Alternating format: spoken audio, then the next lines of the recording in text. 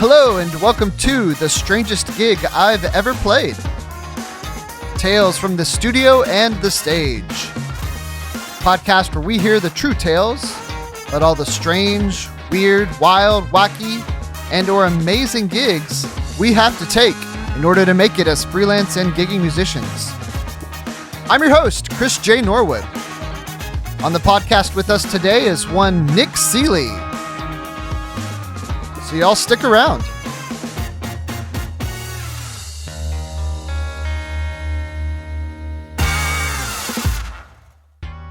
All right, welcome to episode number 3 of the Strangest Gig podcast.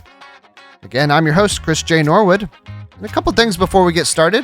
First off, just want to thank those of y'all who have listened to the first couple episodes. And I assume you've been enjoying them, otherwise you wouldn't be back. And if that is the case, there is something that you could do for me that would be a huge help. And that is to just tell a friend. Help me get the word out. Go to the Strangest Gig podcast on Instagram and like us there. And as the great Joe Pug says in his podcast, The Working Songwriter, doing those things, helping get the word out, liking us on Instagram, sharing the posts, will be much more beneficial for me than it will be a pain in the ass for you. The next thing is I have another single that just came out. It's called I Need You to Quit Breaking My Heart. It's the second single off my new album, I Am Not Cool, which will be out August 20th on State Fair Records. I'm Not Cool features my lovely wife, Carrie. It's a duet between the two of us. There'll be some music videos coming out for that as well, so I hope you'll check those out. And as always, you can go to chrisjnorwood.com for more information.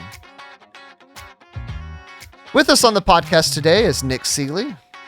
Nick and I met while working at Breed Music as composers for commercial TV and film there. Nick has always been a phenomenal songwriter and one of the best vocal producers I've ever had the good pleasure of getting to work with. A couple years ago, Nick moved out to LA with his family and has been living and working out there. He is a songwriter, hip-hop producer, sample maker, and he still does a little ad composing as well. This conversation was a lot of fun for me, and I think it will be for you too, especially if you've ever been curious or intrigued about how the top 40 hip-hop game works.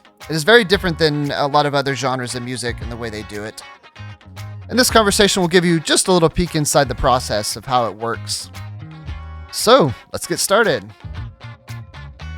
Nick, thank you so much for joining us on the podcast. I really appreciate you talking with me and coming on. You are my second interview. Hey, man. Thanks for having me. And I've never done anything like this before, so it's a big honor for me, and I'm glad to be part of it right at the beginning. So, tell me about your current gig. What you're doing now to make it as a freelance musician, producer, however you want to call it. Well, so I've got kind of a blend of a few different things now. I haven't really played live in years and years. It's really not part of my business model for myself personally. And it honestly fills me with a lot of anxiety being on stage and honestly being even on a podcast like this. So I'm working through that right now, but well, you're doing great, and I apologize for making you so anxious. No, it's okay. That's really something I should probably work out with my therapist at some point. No, not at all. But anyway, so I'm more of a behind the scenes person, and so when people ask me what I do, I say I'm a producer, a composer, and a songwriter. I work on records. I work on ads, and I'm kind of in a unique niche, especially in the world of rap records, where I make samples, and this has been something that I kind of fell into, but it's one of my main gigs that I do now. I've become somewhat known for it in the industry. And I make samples for rap producers to turn into beats that get rapped on, and so when they come to you to make samples, and we've talked about this, and I've known this for a while, but you're doing like recreations of of samples, Yes, right? so that's I mean that's one of the lanes. So I'd say that if I was going to categorize the three ways that I do samples, one is yeah, I do first of all I do exact replays of samples. So they'll bring to me a sample. For example, when I worked on Cardi B, I Like It, and I contributed production to that, and I remade one of the samples that you hear in the song, and I made an exact sonic recreation of it. So it's not a new composition, but the recording is new. And the reason why they would do that is because basically, I mean, it saves the record company a lot of equity and money when on the business side, when they're selling the song, when they're collecting royalties on it. Right. If they use a classic sample, first of all, to you just compositionally, if they're just sampling the composition alone, a lot of the publishing, maybe a majority stake of the publishing, is already going to go to that writer and that publisher.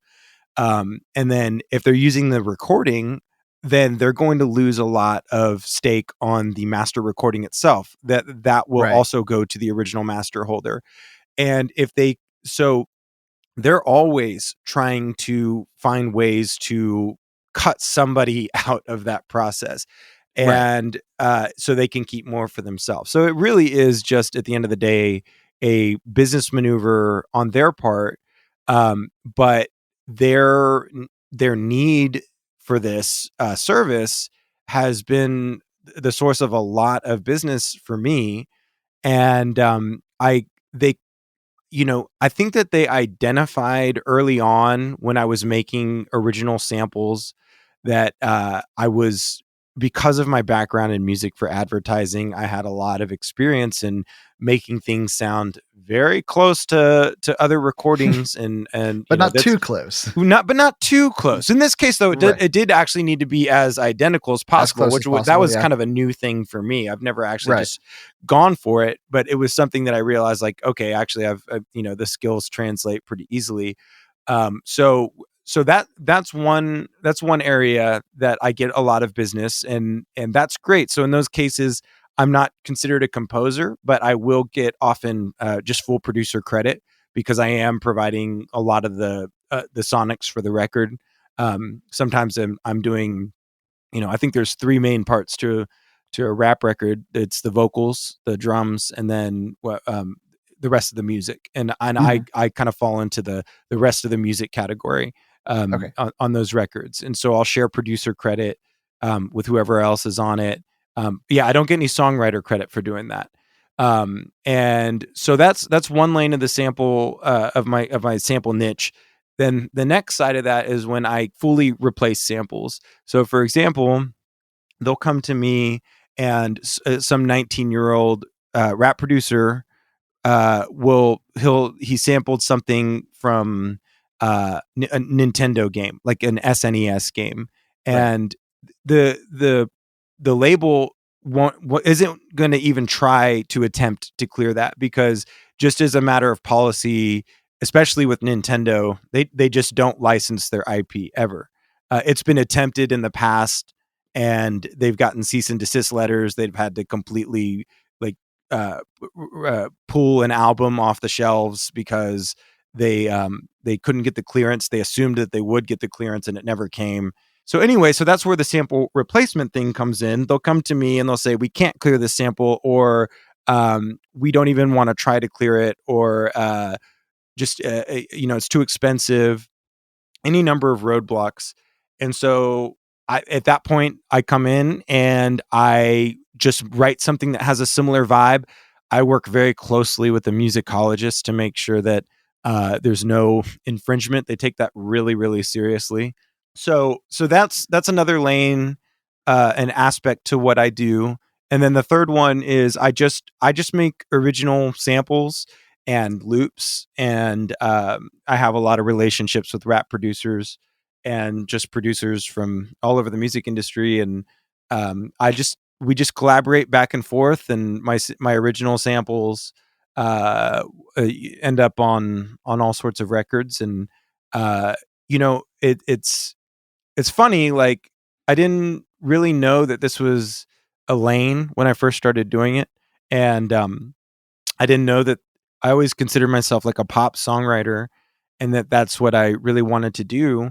And I just kind of fell into this, and every time I tried to do something else, it I kept coming back to this. The calls kept coming in Yeah. for this sort of thing.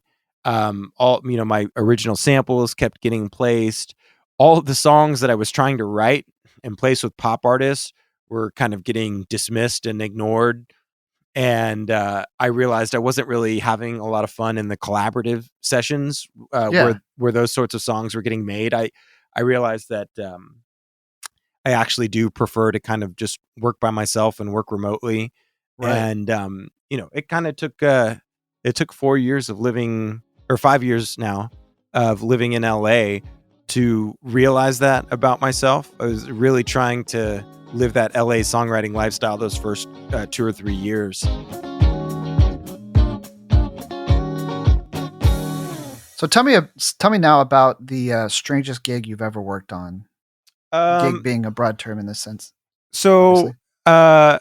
I generally try and avoid strange, but I've had a couple of odd ones. The strangest live gig I've ever done was a emergency substitute keys player for an Elvis impersonator's Christmas show. Unbelievable.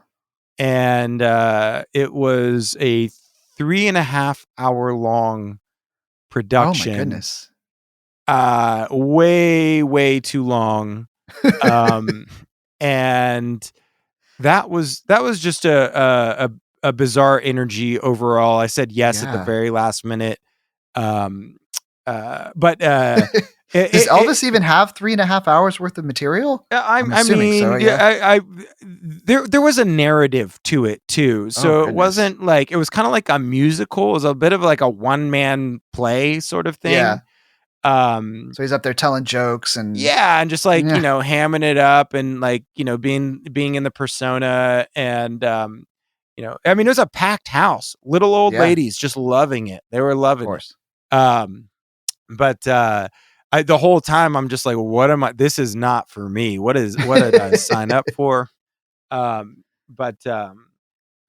Anyway, so as far more in line with the sort of work that I do normally,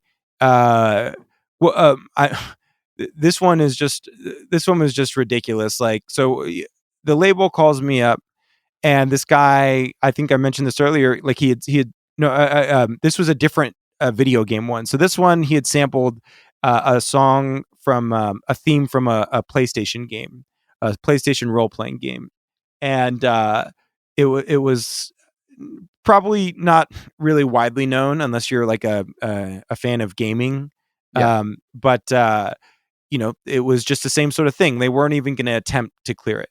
They didn't want to go through it. They just wanted to replace it. And it was kind of like a fantasy orchestral sort of thing. And so I took a look at it. I wrote a few versions and I turned them in, and they selected like version 4 or something.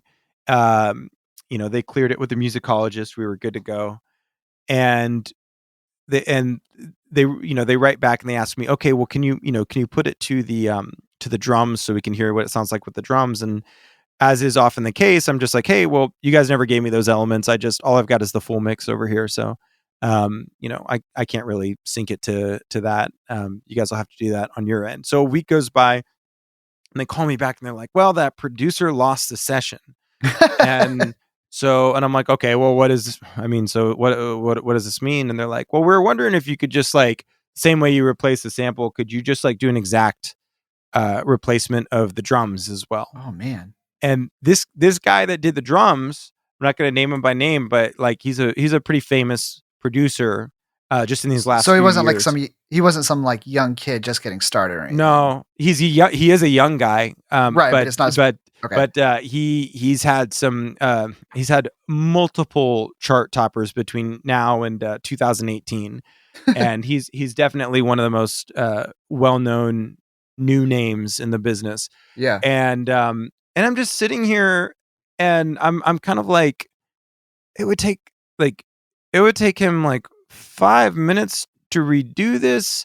But for whatever reason, they're just like not troubling him with it, Yeah. or maybe he attempted it and they couldn't get there. Like he just couldn't make it sound the same. So, okay, so now I've replaced the sample. So now I just redo his drums. But to redo his drums, I went and I bought his drum kit that is online that he offers to people. And I found his sounds in there.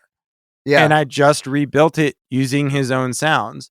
And again, I'm just like sitting here like, this is just like, it's so silly to me, like that I'm doing like that. He has all these sounds, but whatever. And like, they're paying you extra for they're this. paying me more for this. They're paying me more for this. So like, I'm just like, oh, well, that's not what we originally discussed. So obviously, everything's got to go up, and they're fine with that. And so I replaced the beat. First pass, they're like, oh, wow. Okay. Yeah, this is great job. And so I hand it back to them, and they're like, okay, now we're in with the artist next week, and we'll let you know, and we're going to need you to like integrate it and send it back over. So I wait, and then they call back a week later, and they say, man, he's just not cutting it. He can't get the same vibe as the demo. So like, we really love that demo. Is there any way you can extract the vocals out of the demo and just use that? And I'm like, okay, you're talking about basically an forensic level audio restoration technique here in order to isolate the vocals from the rest of it. And I know you can do that with some software. Like, that's just not something that I do normally. So I had to like go find a karaoke website just like that that will separate the elements so that you can just like sing over your favorite pop songs. You can like separate the vocals from it, and paid like $2.99 to do it on this demo just so I could separate the vocal from it. Yeah. And I tried a few sites because they were all pretty raggedy in the way that they did it. There was a lot of artifacts and it didn't really sound that great. And but at the end of the day, I just had to roll with the best one. And so I took that over my replayed beat, over my replayed sample. I turned it into the label, and they released it. And that was final, and the song did really well. And that's crazy. And it was just I wasn't even sure like how they were gonna like they still gave the other producer credit, but now I was on there too. And anyway, it was just it's just funny. Like, I realized like, okay, that's kind of one of my selling points out here is like, I'm willing to let the buck stop with me, on all this stuff. And the artists and superstar producers and a lot of these writers, like, it's as easy as just telling these labels, no, I don't want to do that, and then they have to go and clean up your mess for you. And so I'm like, that is one of the ways I kind of put myself out there, is like, hey, if you got a problem, I will solve it for you, and I won't make my problem your problem. I will solve your problem. The cleaner. Yeah. And so, I just basically ended up doing every role on that record. That's funny. And it just again, it's just funny to me, like, the producer failed. He lost the session, and then he failed again. He couldn't recreate the beat.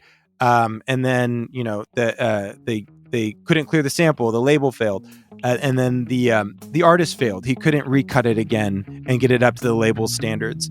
And so I had to solve that problem for them. All by myself.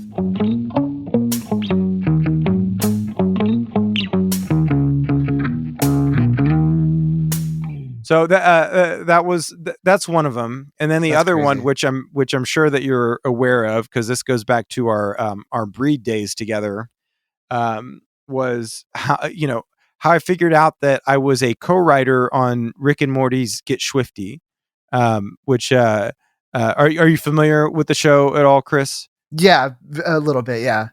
So if you're a fan of the show, I mean, you're well aware of the Get Swifty episode. It's been, it's generated tons of memes, and the plot of that particular episode, and all of the plots of all Rick and Morty episodes are all so ridiculous. But with this one, an alien race comes to planet Earth, and they basically start to destroy the entire planet, earthquakes, tornadoes, everyone's freaking out. They think it's the apocalypse, but it turns out that that they are just preparing the planet to be on their intergalactic game show, where you have to send a representative of your planet to be on basically like the Galaxy's Got Talent, and they've got to perform the greatest song ever. Yeah. And then their planet will be spared, and the rest of the planets get destroyed if they lose. And so they're on planet Earth, and the governments of the world are in a meeting trying to figure out how they're going to save the planet Earth. Yeah. And Rick and Morty show up, and they don't have anything prepared. They're just totally winging it. They go out there, and they hit the demo button on a Casio keyboard, and then they just start rapping to it. Yeah. And anyway, so before I go into the rest of the plot there, so basically I'm looking at my BMI statement in 2017, and I'm scanning it as one does, and just trying to see where I'm making money in my music. And I see that Rick and Morty on Comedy Central or whatever it was on, Adult Swim, that some music got used in it. And the first thing I thought was just like, oh, well, we worked on all this production music back in the day, right? And something, because all of our music gets used in cable news, on it could be sports, anything, just background music, right? Reality shows, Dancing with the Stars, whatever, like the 700 Club.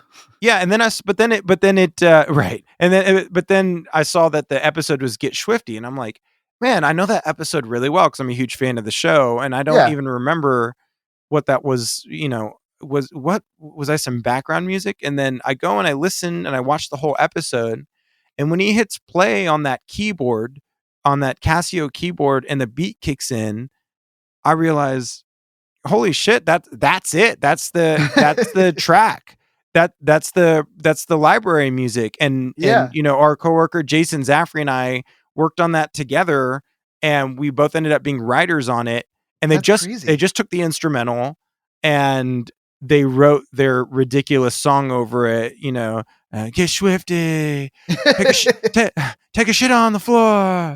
Yeah. I mean, it's just like, just ridiculous. Just like the whole show is, so they went in here, and they went to some production library that you had written for and just bought an instrumental. But yeah, some intern over at, Adult Swim was, hey, go find some music. So he's looking through some. Right. And I think that they were looking and the criteria was, get something that sounds really shitty, like it was like you just hit the demo button on on a Casio keyboard at Best Buy. Right. Like that's what they wanted it to sound like. And unfortunately, that was exactly the nature of that production library that we'd made. Right. It was like techno pop or something really generic like that. And so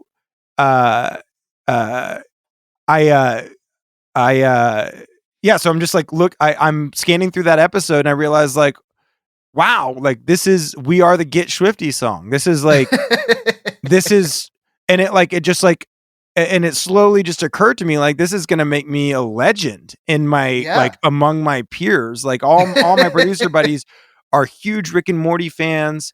And, this is like, this is probably the coolest credit I've ever had in my life. Really, like, compared to anything else, I've, like I said, worked on huge records. I've got, Kanye record, Future, Cardi B, Gucci Mane, Nas, thanks to you. I mean, I got so many credits in this business. And I was like, this was the one I was just like, this is the biggest moment. That's the one. And it was just, it's just some really terrible little song that they just they repurposed for this episode because it was so terrible. It was like the perfect fit for it. But then the saddest thing was they went on to release a proper Rick and Morty like album that was a compilation of all the songs all the original songs from their show. Yeah. And I went and I checked it out, and they replaced the entire beat with something new, and I had to just laugh.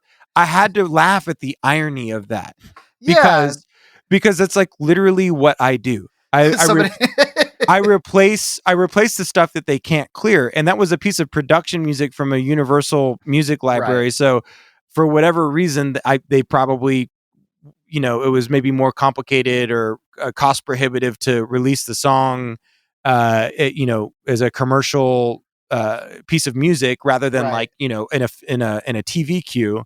I don't know what the reason was, but all I know is they completely replaced the beat, and it was like, and it was not the same vibe at all. Yeah. But also I just had to laugh because this is what I do. I'm out there replacing stuff that they can't clear, and it happened to me now. And life's cruel. Joke. Life takes some cruel turns sometimes, but it's okay. A little taste of my own medicine there. There you go.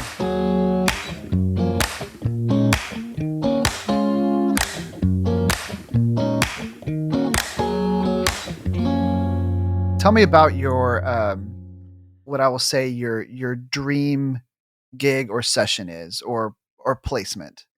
Well, I'd love to get on a Kendrick or Chance the Rapper cut. I love both of them, and that would just kind of bring everything full circle for me. I'd really feel like I checked off a bucket list goal.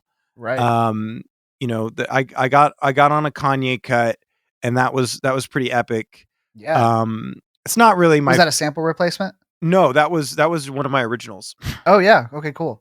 Yeah. And that was back in like 2015. It was on a Future and Kanye track called "I Won," and that was Metro Boomin took one of my samples just that I've been passing around with my publisher, and he flipped it, and they both wrote love songs to their wives at the time. Neither of them are with their wives anymore. I saw that. Yeah. Kanye and Kim getting divorced, and Future's marriage to Sierra didn't last too much longer. So that was a bucket list goal checked off, but definitely Chance the Rapper, definitely Kendrick. That's great, man. Nick, thank you so much for talking with me. This was a lot of fun for me. Hey man, thanks for letting me talk through it too. It's fun to kind of take stock of this weird lane I'm in sometimes, and just what the ride has been like, and it's been great. And thanks for. It's been fun to watch. It's been fun to watch on my end. So thanks, man. I appreciate that. Happy for you. Awesome, man. Well, thanks so much for your time, Chris, and hope you got some decent stuff out of this from me. I did. I certainly did. This will be fantastic. All right. Thank you to Nick Seeley. If you'd like to check out more of what Nick's got going on, please go to popnick.com. It's popnick.com. You can hear some of Nick's samples that he's been working on, and you can even download them to use them in your own creations. Hope you'll join us next time, where our guest will be Jeff Pacetto, singer on the theme songs to some of your favorite childhood cartoons. So until then, if you happen to find yourself in your own strange scenario, always remember, a gig's a gig, right?